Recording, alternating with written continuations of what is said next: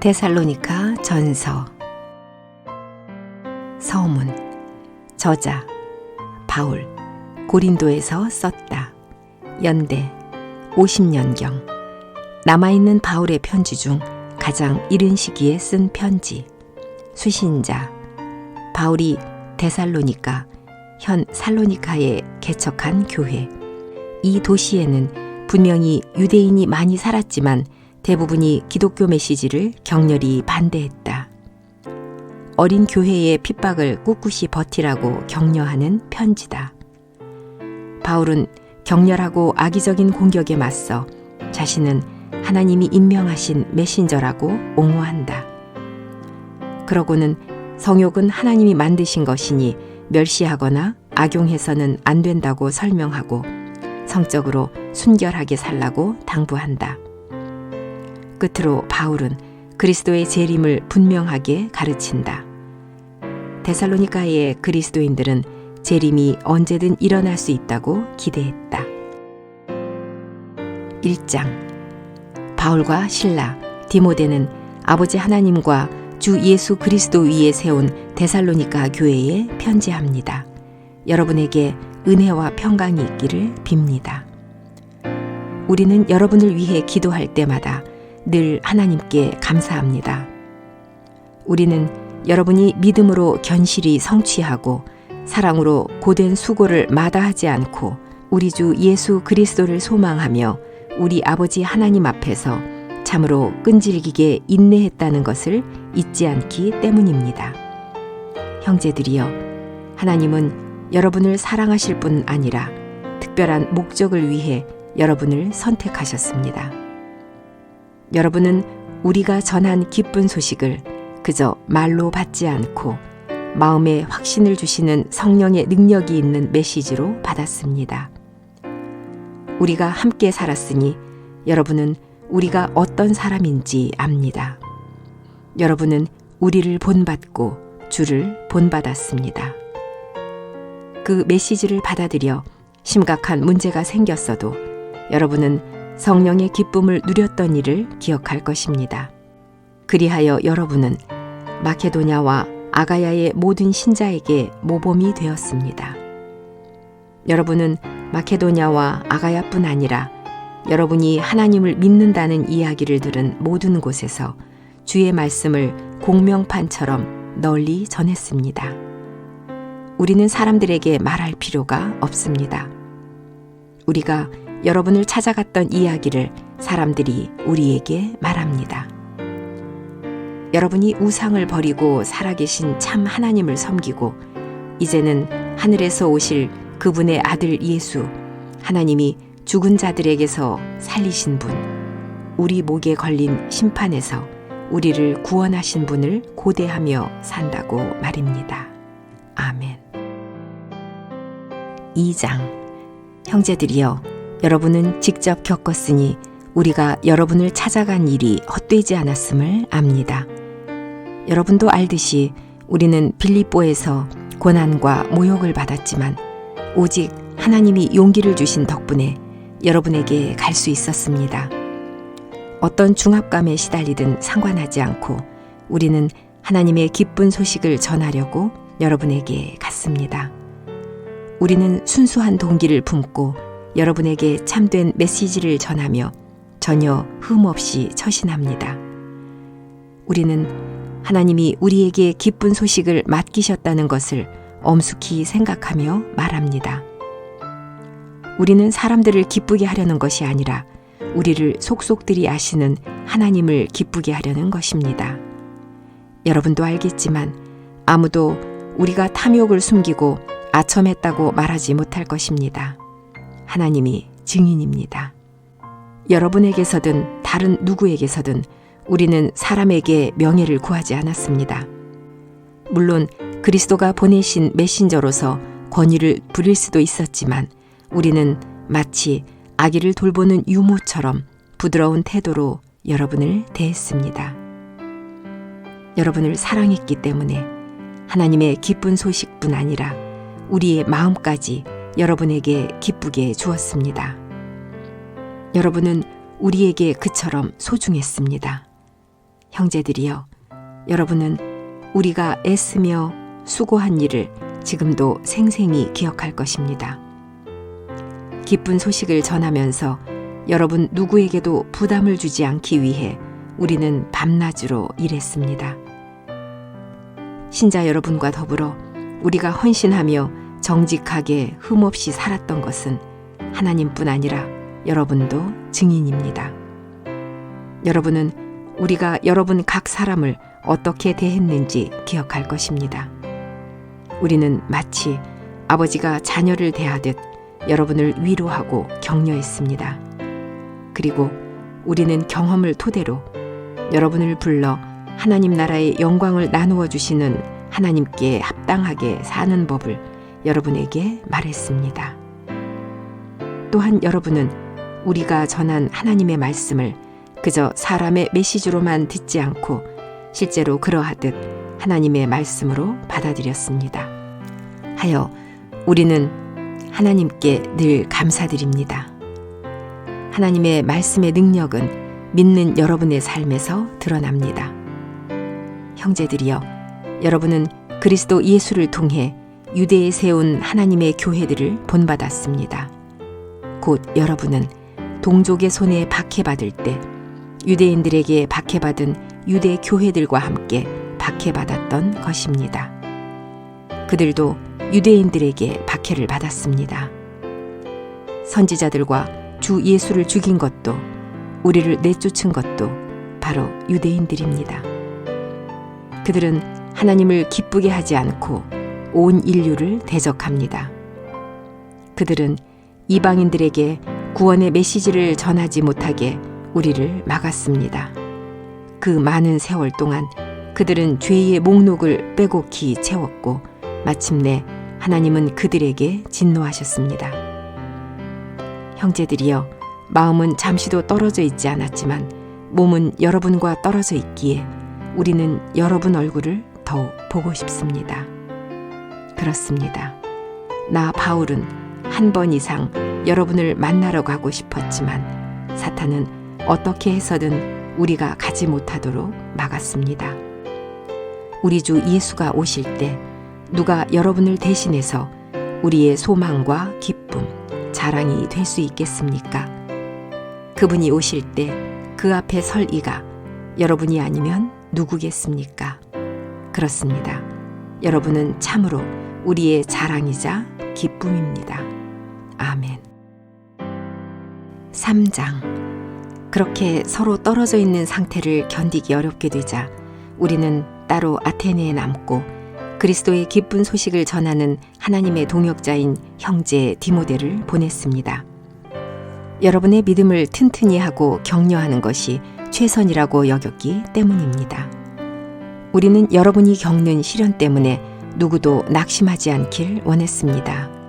오히려 그런 일을 각오해야 한다는 것을 여러분이 깨닫기를 바랐습니다. 사실 여러분 곁에 있을 때 우리는 이미 여러분에게 어떤 일을 각오해야 하는지 주의를 주었습니다. 여러분도 알듯이 우리가 한 말은 이루어졌습니다. 불안감을 견디기 어렵게 되자 나는 여러분이 과연 중압감을 믿음으로 이기고 있는지, 우리가 한 일을 유혹하는 자가 무너뜨린 것은 아닌지 알아보기 위해 글을 보냈습니다. 여러분에게 갔던 디모데가 곧장 돌아와 여러분의 믿음과 사랑을 매우 칭찬했습니다. 그리고 여러분이 행복한 기억을 추억하며 우리가 여러분을 보고 싶어 하는 것만큼이나 우리를 간절히 보고 싶어 한다고 말했습니다. 형제 여러분, 불행과 시련을 겪는 우리는 그 말을 듣고 큰 힘을 받았습니다. 여러분이 주 안에 견고히 서 있다고 하니 숨통이 트입니다. 여러분이 얼마나 고마운지, 우리가 하나님 앞에서 여러분 때문에 얼마나 기쁜지 하나님께 어떻게 다 말할 수 있겠습니까? 우리는 여러분을 다시 만나서 여러분의 믿음에 부족한 것이 있다면 다 채워주기를 밤낮으로 간절히 기도합니다. 우리 하나님 아버지와 주 예수께서 우리의 발걸음을 여러분에게 인도해 주시기를 빕니다. 우리가 여러분을 사랑하듯이 여러분도 주가 주시는 차고 넘치는 사랑으로 서로 사랑하고 모든 일을 사랑하기를 기도합니다. 우리 주 예수께서 자기 사람들과 함께 오실 때 여러분을 우리 아버지 하나님 앞에 그 마음과 영혼이 거룩하고 흠없는 이로 서게 하시기를 빕니다. 아멘. 4장. 형제 여러분, 끝으로 주 예수 안에서 당부하고 권면합니다. 여러분은 하나님이 기뻐하시는 생활 방식을 배웠습니다. 여러분이 지금 하고 있는 대로 계속 나아가십시오. 그리고 더 깊이 나아가기 바랍니다. 여러분은 우리가 주 예수의 이름으로 가르쳤던 것을 기억할 것입니다. 하나님의 계획은 여러분을 거룩하게 만드는 것입니다. 이는 곧 성적 문란을 깨끗이 버린다는 뜻입니다. 여러분 각자는 몸을 제어하는 법을 배워야 합니다. 몸을 순결하게 유지하고 존귀하게 여기십시오. 하나님을 모르는 이방인들처럼 정욕에 사로잡히면 안 됩니다. 여러분이 이 규칙을 어기면 주위 사람들을 속이고 해치게 됩니다. 우리가 분명히 경고했듯이 하나님은 이런 죄를 짓는 이들을 모두 벌하실 것입니다. 하나님은 부도덕하게 살라고 부르신 것이 아니라 완전히 순결하게 살라고 부르십니다. 누구든 이 일을 가벼이 여기는 자는 사람의 규칙이 아니라 하나님의 명령을 우습게 여기는 것입니다. 하나님이 우리에게 주시는 영을 성령이라고 부르는 데는 분명한 이유가 있습니다. 그 다음 형제를 사랑하는 일에 관해서 여러분은 가르침을 받을 필요가 없습니다. 하나님이 친히 여러분에게 서로 격려하라고 가르치시며 여러분은 이미 모든 마케도냐 사람을 사랑하고 있습니다. 다만 우리는 여러분이 더 많이 사랑하기를 권합니다. 그리고 어떤 의미에서 야심을 품지 않겠다는 야심을 품으십시오. 우리가 가르쳤듯이 여러분은 스스로 자기 일에 전념하기 바랍니다. 그러면 세상 사람들은 여러분을 존경하고 여러분은 궁핍에 처하지 않을 것입니다. 형제들이여, 이제 여러분은 죽어서 잠든 이들에 관해 조금도 의혹에 빠지거나 아무 소망이 없는 이들처럼 비통해하지 마십시오. 만약 예수가 다시 살아나신 것을 믿는다면 그분 안에서 잠든 모든 이도 하나님이 그분과 함께 데려오실 것을 분명히 믿을 수 있습니다. 우리는 이 일에 관해 주께 분명한 메시지를 받았습니다. 그분이 오실 때 살아있는 이들은 먼저 잠든 이들보다 앞서지 못합니다. 호령이 떨어지고 천사장이 외치고 하나님의 나팔 소리가 울리면 주께서 하늘에서 내려오십니다.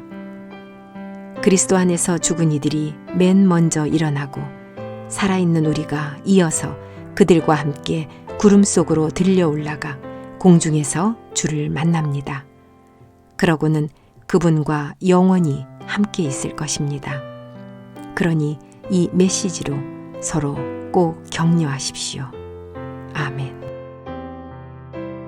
5장. 그런데 때와 시기에 관해서는 형제 여러분에게 지시사항을 쓸 필요가 없을 듯 합니다. 여러분은 주의 날이 밤에 오는 도둑처럼 불시에 이른다는 것을 잘 알고 있습니다. 사람들이 평안하고 안전하다라고 말할 때 재앙은 임신한 여인에게 찾아오는 출산의 고통처럼 갑작스럽고 피할 수 없게 그들에게 밀어닥칠 것입니다. 하지만 형제 여러분은 어둠 속에 거하지 않으므로 그날이 여러분에게 강도처럼 불시에 이르지는 못할 것입니다. 여러분은 모두 빛의 아들이고 낮의 아들입니다. 우리는 누구도 어둠이나 밤에 속하지 않습니다. 그러니 세상 사람들처럼 잠들지 말고 정신을 차리고 깨어있도록 합시다. 밤은 잠을 자고 사람들이 술 취하는 시간이지만 낮의 사람인 우리는 믿음과 사랑으로 가슴을 보호하고 구원의 소망으로 머리를 보호하여 깨어 있어야 합니다. 하나님은 유죄 판결을 내리려고 우리를 선택하신 것이 아니라 우리 주 예수 그리스도를 통해 구원하려고 선택하셨습니다. 그분이 우리를 위해 돌아가셨으니 우리는 깨어 있든지 잠들어 있든지 그분과 생명을 나눕니다. 그러니 계속 서로 격려하고 용기를 나누십시오. 나는 여러분이 그렇게 한다는 것을 믿어 의심치 않습니다. 형제들에게도 부탁하니 여러분을 위해서 열심히 수고하는 이들을 인정해 주십시오. 그들은 주 안에서 여러분을 지도하고 유익한 조언을 합니다. 이런 일을 하는 그들을 존경하고 사랑하기 바랍니다. 형제 여러분, 서로 평화롭게 사십시오. 제멋대로 행동하는 이들을 훈계하고 겁 많은 이를 격려하고 연약한 이를 돕고 모든 사람에게 오래 참기 바랍니다. 아무도 나쁜 일을 나쁜 일로 갚지 않도록 하십시오. 여러분 안에서든 세상에서든 늘 선한 일이 목표여야 합니다. 믿음 안에서 항상 기뻐하고 기도를 멈추지 마십시오. 상황이 어떠하든 늘 감사하기 바랍니다. 그리스도 예수 안에서 여러분을 향한 하나님의 뜻은 바로 이것입니다. 성령의 불을 꺼뜨리지 말고 주의 이름으로 전하는 말을 멸시하지 마십시오.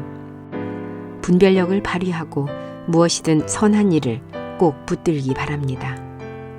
악한 일은 어떤 것이든 피하십시오. 평강의 하나님이 여러분을 모든 면에서 거룩하게 만드시기를 빕니다.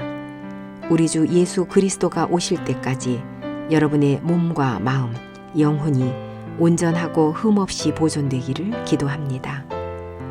여러분을 부르시는 분은 참으로 신실함으로 자신이 착수한 일을 끝마치실 것입니다. 형제 여러분, 우리를 위해 기도해 주십시오. 형제들끼리 다 함께 악수를 나누기 바랍니다. 내가 지금 주의 명령을 전하니 이 편지를 모든 형제에게 읽히십시오. 우리 주 예수 그리스도의 은혜가 여러분과 함께 있기를 빕니다. 아멘.